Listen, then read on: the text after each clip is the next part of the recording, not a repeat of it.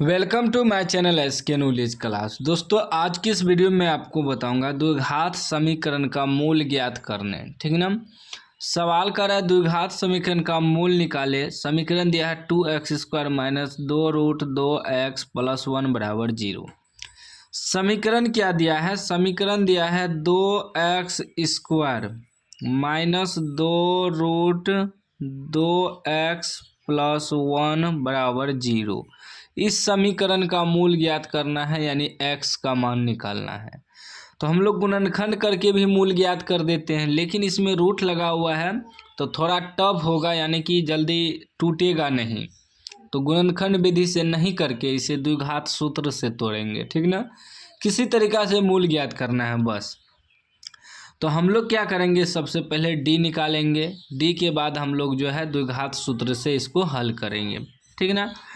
तो सबसे पहले इसमें देखिए a क्या होगा। a होता है x² का जो भी गुणांक है वो a होता है। तो x² का गुणांक 2 है तो 2 आपका a हो जाएगा। फिर b होता है x का गुणांक। x का गुणांक जितना दिया हुआ है -2√2 दिया हुआ है तो ये आपका b हो गया। ठीक।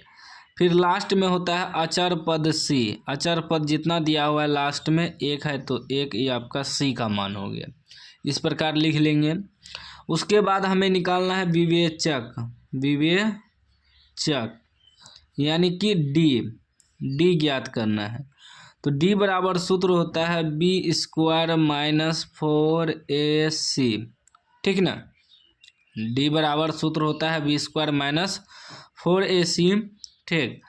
तो b आपका कितना है, देखिए यहाँ निकला हुआ है -2√2। इस पे स्क्वायर है तो स्क्वायर डाल देंगे। -4 गुना a गुना c। a कितना है 2 है, गुना c कितना है 1 है। ठीक।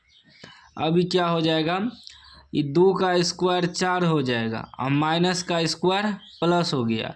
फिर √2 का स्क्वायर क्या होगा, √2 का स्क्वायर 2 होगा। किसी भी संख्या पे रूट है, अगर उसका स्क्वायर कर रहे हैं तो सिर्फ रूट हट जाता है। ठीक ना, जो अंक है वही आ जाता है। फिर -4 दूनी 8, 8 का 8। अभी कितना हो जाएगा, 4 दूनी 8 घटा 8 बराबर क्या निकलेगा 0। यानी कि d मेरा जो है वह 0 हो गया।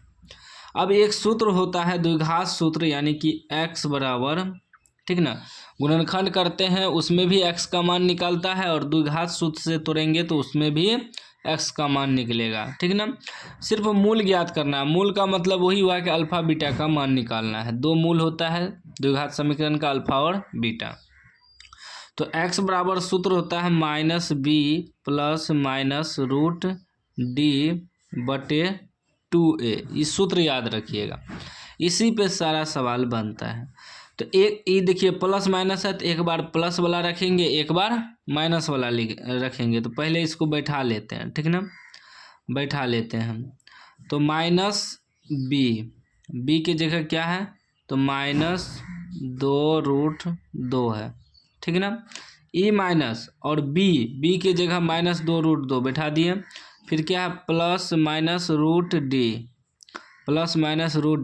d का मान कितना निकला है 0/2a। a का मान कितना है 2 है तो 2 से गुना कर देंगे। ठीक। अब एक बार प्लस वाला रख के हल करेंगे, एक बार माइनस वाला। तो पहले प्लस वाला रख के हल करते हैं एक बार। ठीक ना, नहीं तो दोनों एक साथ निकाल देते हैं। दोनों देखिए माइनस माइनस प्लस हो जाएगा, 2√2 प्लस माइनस 0 का रूट क्या होगा 0 होगा, बटे 2 गुना 2, 2 दूनी 4। ठीक ना।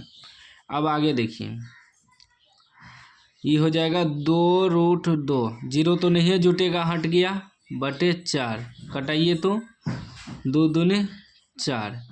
क्या बचा,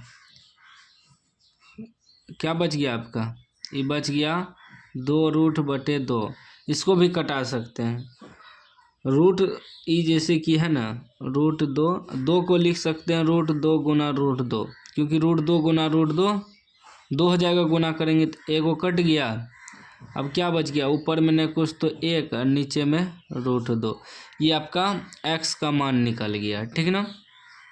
और दोनों मूल बराबर ही होगा। x बराबर 1√2 कोमा 1√2 दो गो लिख सकते हैं, क्योंकि अगर d का मान 0 आ जाता है तो दोनों मूल बराबर होता है, ठीक ना, मूल बराबर हो जाता है। तो यही आपका मूल निकल गया, x का मान निकल गया 1/√2 कोमा 1/√2, यही आपका आंसर हो गया। अगर कोई भी सवाल दे मूल ज्ञात करने, अगर गुणनखंड से नहीं टूटता है, गुणनखंड मतलब नहीं कर पाते हैं, तो डायरेक्ट इस सूत्र पे तोड़िए, कोनो सवाल हल हो जाएगा, कोनो सवाल रहे, ठीक ना, कोनो सवाल इस पे टूट जाता है। गुणनखंड अगर माइंड में नहीं आ रहा है, इस पे आंसर आपका निकल जाएगा, कोनो सवाल रहे, रूट रहे, बटे रहे, कुछ भी रहे, ठीक ना।